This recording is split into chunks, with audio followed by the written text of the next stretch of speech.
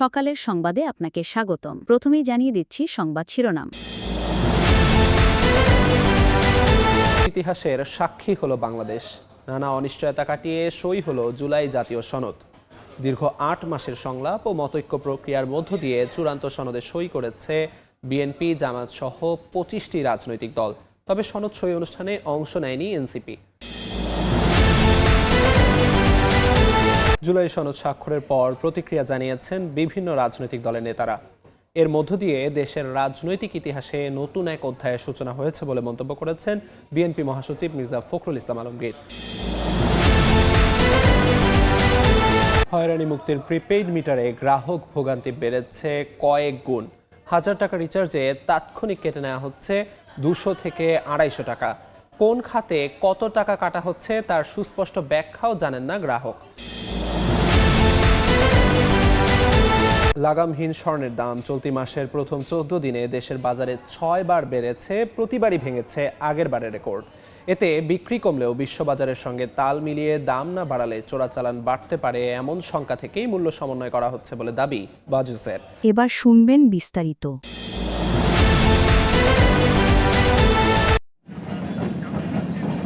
শুক্রবার নির্ধারিত সময়ের কিছুক্ষণ পরই সংসদ ভবনের দক্ষিণ প্লাজার মঞ্চে হাজির হন ডক্টর মোহাম্মদ ইউনূস। এ সময় তাকে রাজনৈতিক দলের নেতারা অভিবাদন জানান।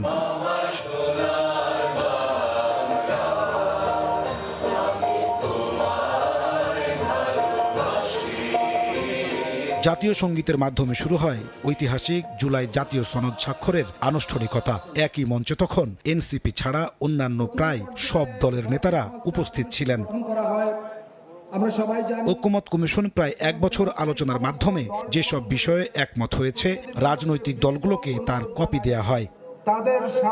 প্রত্যেক রাজনৈতিক দলের ২ জন করে শীর্ষ নেতা স্বাক্ষর করেন ঐতিহাসিক জুলাই সনদে। বিএনপির পক্ষে মহাসচিব মির্জা ফখরুল ইসলাম আলমগীর, স্থায়ী কমিটির সদস্য সালাউদ্দিন আহমেদ। জামায়াতের পক্ষে স্বাক্ষর করেন দলটির নায়েবে আমির ডাক্তার সৈয়দ আবদুল্লাহ মোহাম্মদ তাহের ও সেক্রেটারি জেনারেল মিয়া গোলাম পরওয়ার। স্বাক্ষর আনুষ্ঠানিকতা শেষে প্রধান অতিথির বক্তব্য দেন ডক্টর মোহাম্মদ ইউনূস। শুরুতেই তিনি ৭১-এর মহান মুক্তিযুদ্ধ ও ২৪-এর ছাত্র জনতার গণ অভ্যুত্থানে শহীদদের স্মরণ করেন। ডক্টর ইউনূস বলেন, এই স্বাক্ষরের মাধ্যমে নতুন এক বাংলাদেশের জন্ম হলো। এই পরিবর্তন এখন আমাদের সামনের দিকে এগিয়ে নিয়ে যাবে। আমরা সেই পথে অগ্রসর হব। আমাদের জন্য আজকে নবজন্ম, আমাদের নবজন্ম হলো আজকে। এই স্বাক্ষরের মাধ্যমে আমরা নতুন বাংলাদেশের সূচনা করলাম। প্রধান উপদেষ্টা বলেন, দেশ গঠনের দায়িত্ব আগামী সরকার নেবে, যার প্রস্তুতি জুলাই সনদ। দেশকে গঠন করার দায়িত্ব আগামী সরকারকে নিতে হবে, পরবর্তী সরকারগুলোকে নিতে হবে। সেটার জন্যই প্রস্তুতি হচ্ছে এই আমাদের সনদ। আমরা এক বর্বর জগতে ছিলাম, যেখানে আইন কানুন ছিল না, মানুষের ইচ্ছায় যা ইচ্ছা তা করতে পারে।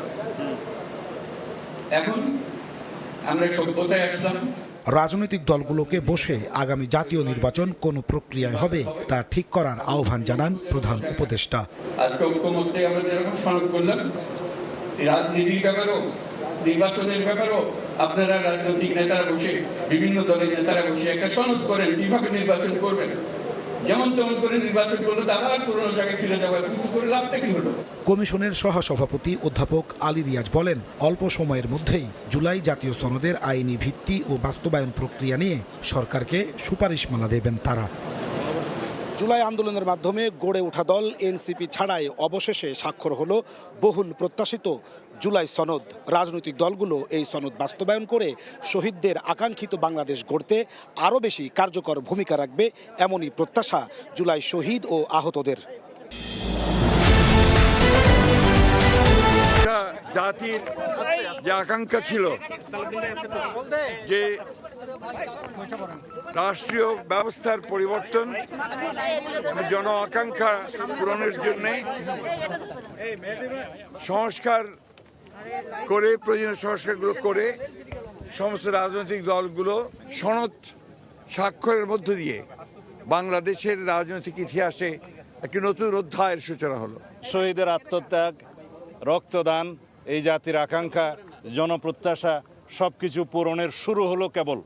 এটা যাত্রা, এগুলো বাস্তবায়নের মধ্য দিয়ে আমরা একটি গণতান্ত্রিক এবং গণতান্ত্রিক সংস্কারের মধ্য দিয়ে রাষ্ট্র কাঠামো আমরা অর্জন করতে পারব। এই জাতির 54 বছরে বারবার যে নানা অপকর্ম অপশাসনের সম্মুখীন হয়েছিল, আজকের এই জাতীয় সনদ আমরা যারা সকলে ঐকমত্যের মাধ্যমে সিগনেচার করেছি, এটা যদি সত্যি অর্থে বাস্তবায়িত হয় তাহলে এখানে রাজনীতির গুণগত পরিবর্তন হবে। এক্ষেত্রে যদি সরকার ডিলে করে বা অন্য কিছু চিন্তা করে তাহলে আবার সেটা একটা জুলাইয়ের সাথে জাতীয় গাদ্দারি হবে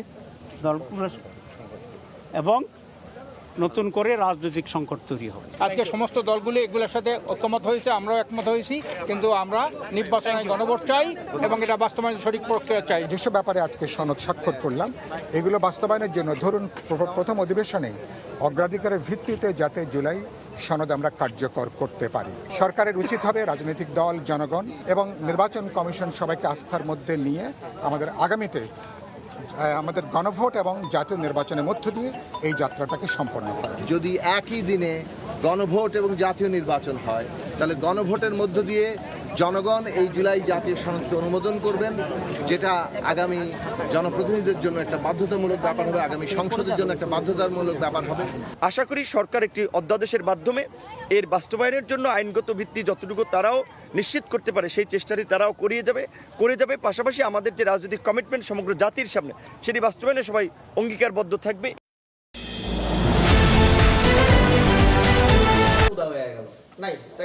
রাজধানীর উত্তর এলাকার বাসিন্দা মামুন সম্প্রতি তার প্রিপেইড মিটারে 1000 টাকা রিচার্জ করেছেন। সঙ্গে সঙ্গে সেখান থেকে বিভিন্ন ভ্যাট ট্যাক্স বাবদ কেটে নেওয়া হয় 250 টাকা। তারপর মাত্র 3 দিন বিদ্যুৎ ব্যবহারের মাথায় বাকি টাকাও শেষ হয়ে যায়। যেখানে একই বিদ্যুৎ ব্যবহারে আগে পোস্টপেড মিটারে 30 দিনে তার বিল আসতো 3000 টাকা। প্রতি রিচার্জে যদি সে টাকা কেটে নেওয়া যায় তাতে আমার আগের কাগজের যে মিটারটা ছিল ওইটাই তো আমার ভালো ছিল। প্রতি মাসে 3000 3500 বিল আসতো, এখন আমার প্রতি মাসে 6000 টাকা বিল আসে। মামুনের মতে এমন অস্বাভাবিক বিলের কবলে দেশের হাজারো মানুষ। প্রিপেইড মিটার বসানোর পর থেকে অতিরিক্ত বিদ্যুৎ বিল কাটার অভিযোগ গ্রাহকদের। আপত্তি ডিমান্ড চার্জ নিয়েও তারা জানান, আগে যেখানে বিদ্যুতের বিল আসতো 1200 টাকা, এখন সেখানে বিল আসে দ্বিগুণেরও বেশি। টাকা ঢুকেছি, একদিন পরে টাকা নাই, অফিসে ফোন দিছি, তারা কোনো রিসিভ করে না। 1000 টাকা ঢুকালে দেখা গেছে যে কখনো 800, কখনো 850, কখনো 750 এরকম টাকা আসতেছে। এত ব্যাটের ভিতরে তো আমি একটা ব্যাটই বুঝলাম যে এটা আমার ওই ডিমান্ড চার্জ, আর বাকি এত ব্যাট রিব্যাট এগুলো আমি কোনো কিছুই বুঝি নাই। সার্বিক বিষয়ে ডেস্কোর ঊর্ধ্বতন কর্মকর্তাদের সঙ্গে কথা বলার চেষ্টা করা হলেও বারবার সেখান থেকে ফিরে আসতে হয়। জ্বালানি বিশেষজ্ঞ অধ্যাপক ডক্টর এম শামসুল আলমের মতে, ভোক্তাদের সঙ্গে চরম খামখেয়ালি আচরণ করছে বিদ্যুৎ সংশ্লিষ্ট প্রতিষ্ঠানগুলো। অচিরেই গ্রাহকদের অভিযোগ আমলে নিয়ে নিজেদের অবস্থান স্পষ্ট করার আহ্বান জানান তিনি। ভোক্তা অভিযোগকারী, ইউটিলিটিগুলো অভিযুক্ত, তো অভিযুক্তর ব্যাখ্যা দিয়েই যদি বিআরসি তার দায়িত্ব মনে করে শেষ হয়ে গেছে, তাহলে এর থেকে অবিচার আর অনাচার আর কিছু হতে পারে না, এবং এই ব্যাপারে বিআরসি তার দায়িত্ব পালনে ব্যর্থ হয়েছে। মূলত বিদ্যুতের অপচয় নিয়ন্ত্রণ এবং ভুতুরে বিলের হয়রানি থেকে গ্রাহকদের মুক্তি দিতে 2004 সাল থেকে সারা দেশে প্রিপেড মিটার বসানো শুরু হয়। তবে এর মাধ্যমে কিছু ক্ষেত্রে গ্রাহকদের ভোগান্তি দূর হলেও সমাধান হয়নি ভুতুরে বিলের। ভালোবাসার ভাষা, মূল্যবান এই ধাতু যেন দিন দিন হয়ে উঠছে বিলাসিতার গল্প।